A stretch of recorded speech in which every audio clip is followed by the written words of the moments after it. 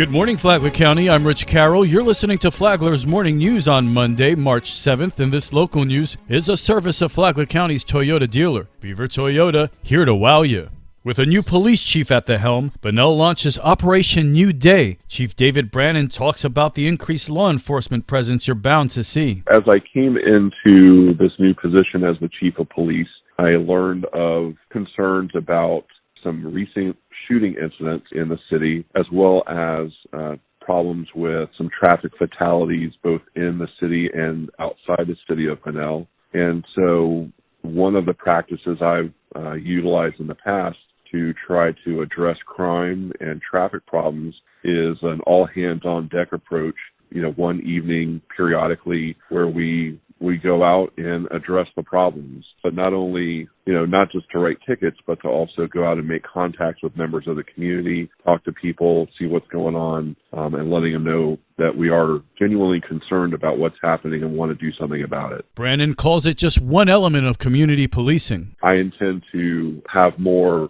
one-on-one conversations with various leaders in the community, both business leaders, community groups, faith leaders. It takes an entire community to police, and it's not just the police department. So I really value those types of partnerships and relationships with all aspects of the community. Last week was Chief Brannon's first week on the job, and he says it was an eventful one. It was very busy.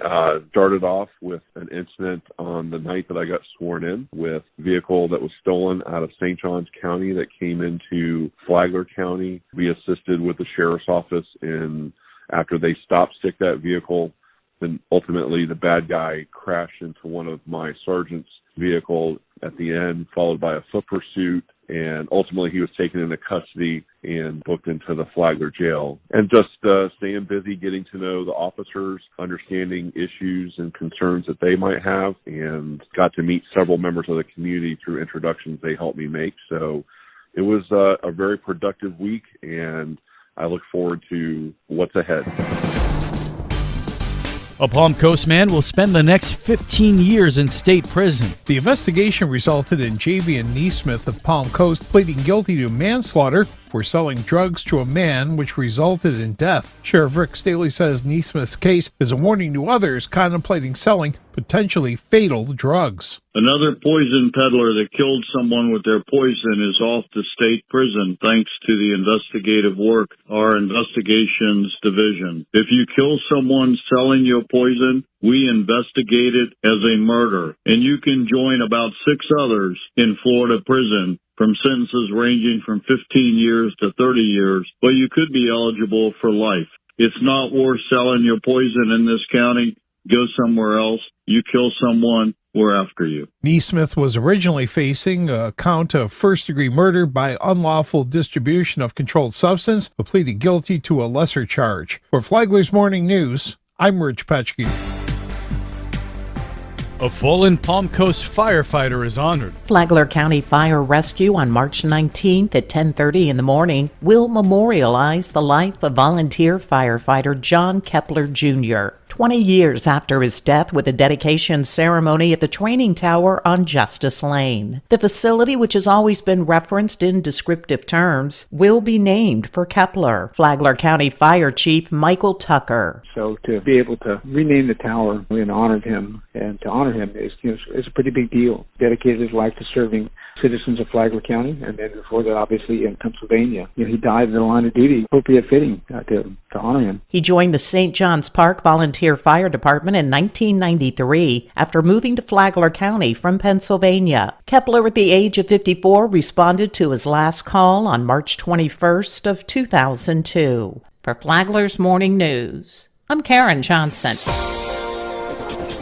The Palm Coast Flagler Regional Chamber of Commerce is hosting the Small Business Expo and Conference at the end of this month. Greg Blanze is president and CEO of the Chamber. It's a great opportunity for small businesses here in Flagler County to connect directly with consumers, and it's a good opportunity for consumers to help support local businesses, which is really important. And this community does a great job of supporting local businesses already. But coming out of the pandemic, the Chamber and CareerSource teamed up to create an opportunity for businesses to connect with the public public at absolutely no charge. The event is being held lakeside at Palm Coast Central Park right behind City Hall. Blase says the event is educational but also involves networking and fun for the whole family. We're going to have a live DJ, lots of giveaways, food trucks, inflatable obstacle course for the kids, and much more. Plus, the third part of this is that we'll have a conference at Palm Coast City Hall in the council chambers while this event's going on for any small business leaders that might want to sit in on a different seminar, TED Talk kind of a deal, where we will be providing different subject matters to help strengthen businesses here in Flagler County. It's happening March 26th from 10 a.m. to 4 p.m. From the WNZF Newsroom, I'm Amy Cherry. Need some help paying rent and utilities? It's called Our Florida, and you can get some help with your rent and your utilities if you need it. Amanda Beavis is the spokesperson for the Our Florida program. Opportunity for Utilities and Rental Assistance is a relief program available to Floridians who may be behind on rent or at risk of falling behind on rent, or if you're behind on utilities payments or at risk of falling behind on utilities. This relief program provides funding to help you get back on track. Beavis said that funds for the program are federal funds that the state received over the past couple of years because of the economic downturn. She said that you can go to ourflorida.com to apply for the funding. Listen to Lifeline on Saturday mornings at 9 here on WNZF and anytime on the Flagler radio app. Tomorrow, how landlords react to Our Florida. From the WNZF Newsroom, I'm Deb Albertson. And now you're up to date on Flagler's Morning News. I'm Rich Carroll.